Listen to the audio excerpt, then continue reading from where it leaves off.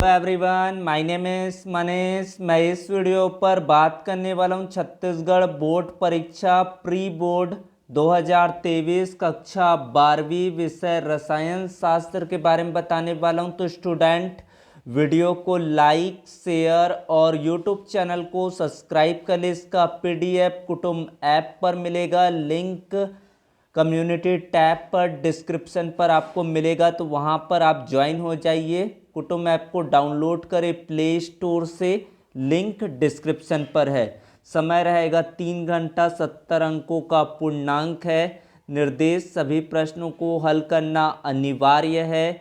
स्वच्छता पर विशेष ध्यान देवे।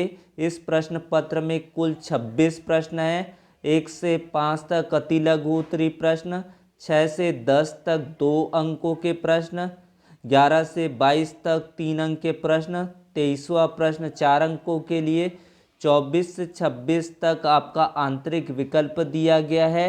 तो इस तरह से आपको निर्देश है। यहाँ पर सबसे पहला प्रश्न यहाँ पर देखते हैं, कोयले की खदानों में काम करने वाले गैस मास्क में सक्रियता चारकोल का उपयोग करते हैं, क्यों?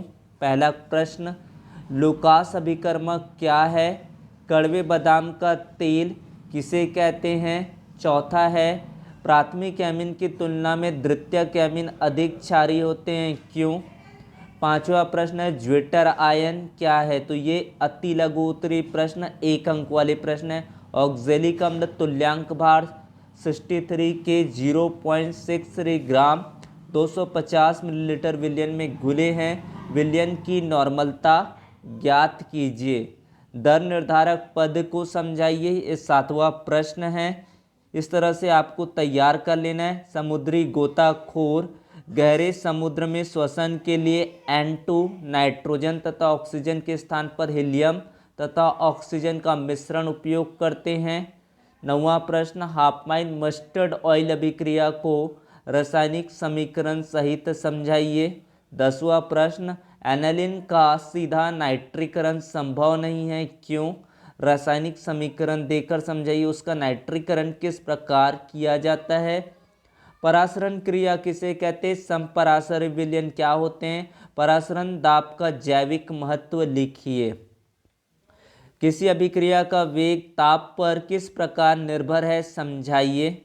भौतिक अधिशोषण तथा रासायनिक अधिशोषण में 3 अंतर स्पष्ट कीजिए। अयस्क सांद्रण की गुरुत्वीय पृथक्करण विधि को समझाइए। 15वां प्रश्न, अंतर हैलोजन यौगिक क्या है? किन्हीं 2 अंतर हैलोजन यौगिकों की संरचना लिखिए। क्लोरीन के 3 ऑक्सी अम्लों के नाम व संरचना सूत्र लिखिए। इसके उत्तर के लिए आप लोग टेलीग्राम ग्रुप को ज्वाइन कर लीजिए।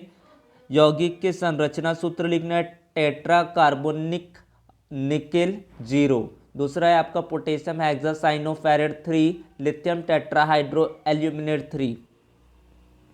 फिर आपका अगला प्रश्न है, डीडीटी की संरचना आईयूपीएसी नाम तथा उपयोग लिखिए।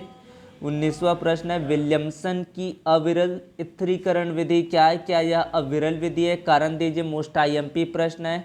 न्यूक्लिक अम्ल क्या होते हैं? 2 महत्वपूर्ण कार्य लिखिए। टेफ्लॉन बनाने की विधि तथा एक उपयोग लिखिए। प्रसांतक क्या है? एक उदाहरण दीजिए। निम्न को समझाना है। लौह चुंबकत्व अनुचुंबकत्व क्या होता है? अथवा पर चतुष्फल की रिक्ति और डोपिंग क्या होता है? वेरी वेरी इंपॉर्टेंट क्वेश्चन है, मोस्ट आईएमपी क्वेश्चन है, तो इसको आपको अच्छे से तैयार कर लें। फिर आपका अगला है 24वां प्रश्न, संक्रमण तत्वों की प्रवृत्ति अक्रिय होती है, क्यों? कारण सहित स्पष्ट कीजिए। संक्रमण धातुएं तथा उनके अधिकांश यौगिक अनुचुंबकी है। संक्रमण धातुएं सामान्यतः रंगीन यौगिक बनाते। 2 प्रश्न दिया गया है। पोटेशियम डाइक्रोमेट बनाने की विधि का वर्णन कीजिए तथा उसकी निम्नलिखित के साथ आयनिक समीकरण लिखे, आयरन के साथ, हाइड्रोजन सल्फाइड के साथ। फिर आपका अगला प्रश्न है 25वां, केवल समीकरण देना है। स्टेफेन अभिक्रिया, रोजेनमुंड अभिक्रिया, फ्रिडल क्रॉफ्ट अभिक्रिया, इटार्ड अभिक्रिया, HVZ अभिक्रिया, ये सारे ही अभिक्रिया मोस्ट आईएमपी है, तो इसको आपको तैयार कर ले। एसिटिक अम्ल से निम्न कैसे प्राप्त करेंगे, तो ऑर्गेनिक केमिस्ट्री में इसी तरह का प्रश्न आएगा। Acetamide, ethyl acetate, acetic anhydride, trichloro acetic अम्ल और मैथिल एल्कोहल। फिर आपका अगला है 26वां प्रश्न, विद्युत रासायनिक सेल क्या है, इसकी क्रियाविधि सचित्र समझाइए। विद्युत रासायनिक सेल क्या होता है, इसकी क्रियाविधि सचित्र समझाइए।